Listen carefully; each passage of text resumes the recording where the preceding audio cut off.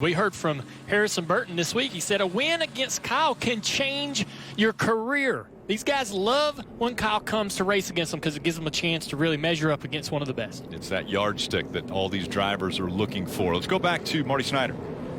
Hey, Rick, in the offseason when Kyle Busch signed up for the Texas triple header, originally it was supposed to be in April with the temperatures around 60 degrees, but today it is in the 90s. It's going to be a much different challenge for Kyle Busch today. And you guys mentioned it. He starts 28th. If he can win from here, it will not be a record from the furthest back a winner has ever started here at Texas. One time it's been done from further back, set by Kyle Busch back in 2008 when he won from 31st. Hey, Steve, you mentioned how bad it was. Oh, trouble, and Riley Herbst is in trouble, Rick.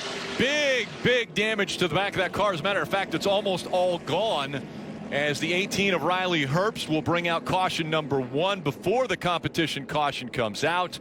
And big damage for Riley Herbst. See, Riley right on the bottom of the racetrack where he needs to be. Noah right behind him. Yeah.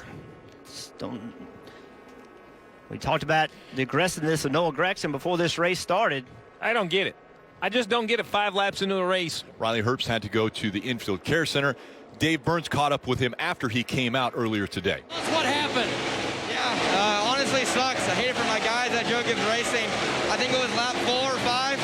Just kind of learning the racetrack here. First time for me at Texas Motor Speedway, and the 9 car decided to run through us. So, real shame. I hate it for my guys, Monster Energy, everybody, but he's got a lot more to lose than I do, so we'll see what happens. Big wreck on the back straightaway. Maya Snyder in the 93 has a lot of damage to the rear of that car. Jeff, you just mentioned the points in Riley Herbst's situation. That was an opportunity for Maya Snyder, who was 13th, trying to get inside that top 12. Deck lid's knocked off and dragging the bumper cover, I think. Yeah. It's a Barabon. There's Maya ahead of this. Oh, man, he just gets run over off of the corner, it looked like. Was the 5 up there? Did he get into his bumper? Man, it looked like it. Hard to tell whether Maya was out of the gas. It looks like to me he just gets run over off of turn 2 here. That's Matt Mills in the 5. Yeah, Austin was so fast before that yellow. Look at that.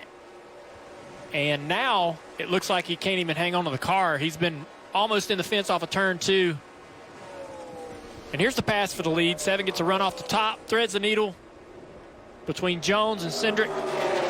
It's such a good run. The 22 can't really side draft to slow him down, and Justin Clear's entering 1. And some of that difficulty to pass is, I think, why we're seeing some pushing and shoving at Kentucky. We may see it again here at Texas. Allgaier still without a race win, but he's been successful when it comes to stages. This is going to be his 6th stage win of 2020. That's the 2nd most of any driver. He gets stage 1. And the 54 has been tagged for speeding entering pit road. So that will send him to the back of the field as opposed to being up front, which he thought he was going to be after winning the race off of pit road. So a big penalty for Kyle Busch. He's done it once already, come from the back to the front. We'll see if he can do it again. Let's listen into the radio. The needle on this tack is sticking. It's got too much PJ1 on it, apparently. So I don't know what RPMs are, but lights still work. Yeah, 10-4. Seems like the heat's playing some games with the needles on these tacks. That's one thing about the PJ1 is all the debris, marbles, anything off these cars goes up into that top groove, and there you see it. Justin Allgaier winning the stage. Valuable playoff point for that 7 car and Justin Allgaier and that team. And again, we've heard it, the morale's down for that group. Not getting the results this year. They've had fast cars. Stage win. A lot of crew chiefs paying attention. Can they use this strategy later in the race? Allgaier staying up high in third. Big wiggle out of the 54. Kyle Busch has to catch it. Drops all the way back to 4th. Anthony Alfredo to the inside of our leader. Down the back straightaway. Is he going to slide up in front of him? Anthony Alfredo in front. Incredible.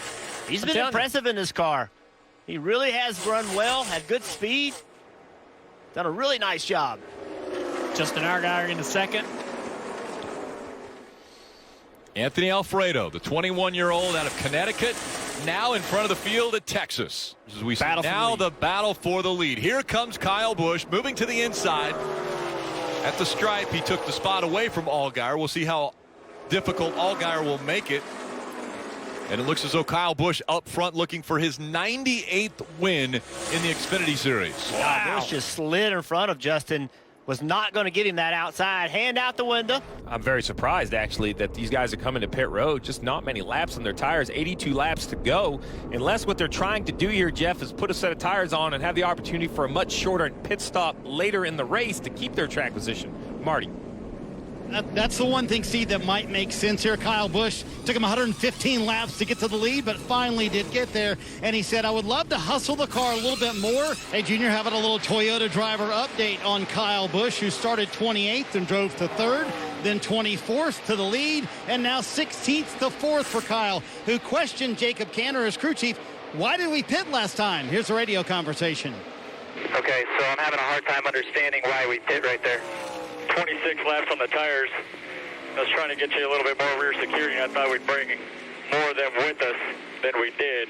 So that's my bad. My bad. But it's worked out pretty well, Jacob. Don't worry about it. Kyle has driven, I guess, as we mentioned, from 16th to 4th and tracking down those leaders. Maybe gamble. Well, they've come to pit road. That means now. Right sides and fuel. Did you hear that? Right sides and fuel. Yeah, Rick, I was going to say those 5 win stickers, that kind of gives you some latitude, Steve, when you have all those wins. You could take a gamble like this. In fact, Chase Briscoe a lap ago said, what are we doing? Are we saving fuel? And Tim Tito, his spotter, said, nope, we're not saving fuel. We're coming next time. Now, he did slide the tires a little bit coming to pit road.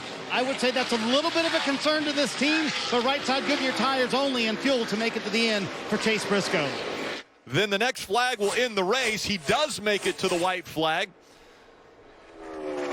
If he wouldn't have made it to the white flag before a caution came out, they would have done it again. But Kyle Busch now with a sizable lead going down the backstretch for the final time at Texas Motor Speedway. A 97-time winner trying to make it 98 today. He was 9-0 at Texas. Entering this race against the field, and he's going to make it 10-0. Kyle Busch is going to win again at Texas. What we come here to do? Hell of a job, KB, man. That was a great restart. Thank you. So he's definitely the all-time best in the Xfinity Series with 98 wins now. These drivers today, these young guys really love the opportunity to race against him and to learn from him and obviously have an opportunity to beat him because it really raises their profile. It's the only, they can't do that if he's not out on the racetrack. Every driver in this field learned something today by racing with Kyle Busch.